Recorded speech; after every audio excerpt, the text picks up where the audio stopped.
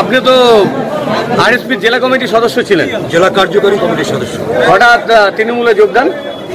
বর্তমান আজকে গোটা ভারতবর্ষের যে একটা পরিস্থিতি, বিশেষ করে ভারতীয় জনতা পার্টি আজকে গোটা ভারতবর্ষটাকে আজকে দেউলিয়ায় পরিণত করছে এবং কতিপয় 10টা থেকে 15টা বড় লোককে নিয়ে আজকে গোটা ভারতবর্ষে আজকে এই সরকারটা চালাবার যে পরিকল্পনা, অথচ ভারতবর্ষের 85% যে শ্রমজীবী মানুষ, খেটে খাওয়া মানুষ, গরিব মানুষের স্বার্থে আজকে যে নীতিগুলো নিচ্ছেন ভারতবর্ষের যে বিজেপি সরকার, আজকে শ্রমজীবী মানুষ, গরিব মানুষের বিপক্ষে চলে যাচ্ছে।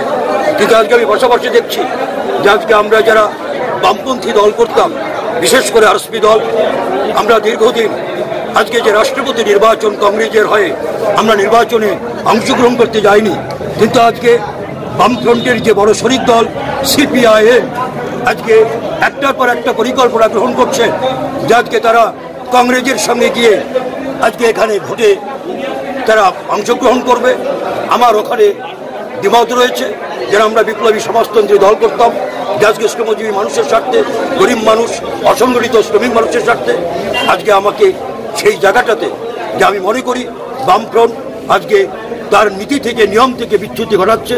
ওই জন্য আর বিশেষ করে আজকে আমরা দেখেছি যে গোটা কুমারগঞ্জে, আমরা গোটা কুমারগঞ্জবাসী আমরা দীর্ঘ কয়েক বছর আগে আমরা কলেজের জন্য একটা দাবি করেছিলাম। আপনি গোটা কুমারগঞ্জবাসী যে একটা কুমারগঞ্জ অবহেলিত জায়গা, যেখানে একটা কলেজ হোক। আমাদের গ্রামগঞ্জে আজকে প্রত্যন্ত এলন্দরি, প্রত্যন্ত জাকিরপুর অঞ্চলের ছেলেমেয়েরা আজকে গাড়ির পিছনে জোরে জোরে বালুরঘাটে যেতে হতো। আমরা আওয়াজটা তুলেছিলাম যে এখানে একটা কলেজ তৈরি করা হোক, কিন্তু আমরা দেখছি সেই সময় যে আজকে আমাদেরই বামপন্থীর বড় দল তারা প্রতিরামের বুকে রাস্তা আটক করে আজকে সেই আন্দোলনকে স্তম্ভিত করেছিল। আমি তারও প্রতিবাদ করেছিলাম এবং আজকে যে গোটা ভারতবর্ষে যে আজকে মমতা ব্যানার্জির নেতৃত্বে একটার পর একটা উন্নয়ন, আজকে শ্রমজীবী মানুষ, খেটে খাওয়া মানুষ আজকে যে উন্নয়ন করছে, আজকে সেই উন্নয়নকে আমি সমর্থন জানাই। কিন্তু পাশাপাশি আজকে যে বিজেপি সরকার যে আজকে গত লোকসভা নির্বাচনের আগে যে তিনি ঘোষণা করেছিলেন যে আজকে বৎসরে 2 কোটি বেকার যুবক ছেলে, সেই কাজটা তিনি করতে পারেনি।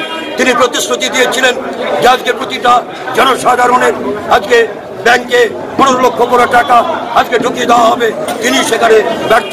তিনি মামাটি মানুষের নেতৃত্বে আজকে তৃণমূল কংগ্রেসে যোগ দিলাম। আগামী দিনে উন্নয়ন যাতে আমাদের মাইনুর রহমান, আমাদের মাইনুর নাম রয়েছে, মিটিংটা সেই মিটিংয়ে গিয়ে মিটিং থেকে এখানে এসছে।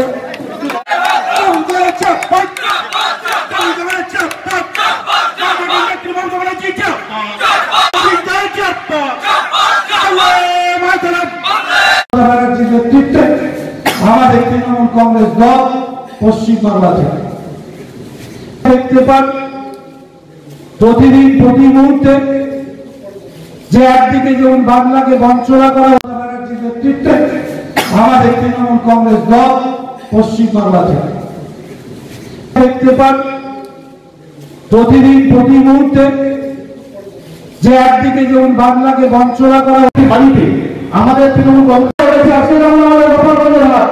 গোপালগঞ্জের হাট থেকে আমার কাকা বা চাচা একটা বড় মাছ কিনে নিয়ে গেছে, নিয়ে গিয়ে আমার কাকিরা আমার মাকে বলছেন মাছটা একটু রান্না করে ভালো করে একটু রাত্রিবেলা খাওয়া হবে। মাননীয় সুবলাল হাসদা মহাশয়,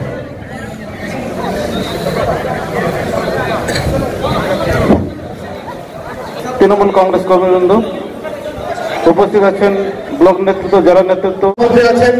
নরেন্দ্র দামোদর মোদী ভাষণ দিয়েছেন, যে বলেছিলেন যে কালো টাকা উদ্ধার করে প্রত্যেকটা গরিবের অ্যাকাউন্টে সহ আমাদের মাঝে উপস্থিত আছেন আমাদের কুমারগঞ্জ ব্লকের অন্যতম সম্পাদক সম্মানীয় সুবলাল হাসদা মহাশয়, রামকৃষ্ণপুর অঞ্চলের প্রধান, রামকৃষ্ণপুর অঞ্চলের সমস্ত নেতৃত্ব, অঞ্চল সভাপতি সহ নেতৃত্ব ও জনপ্রতিনিধিগণ।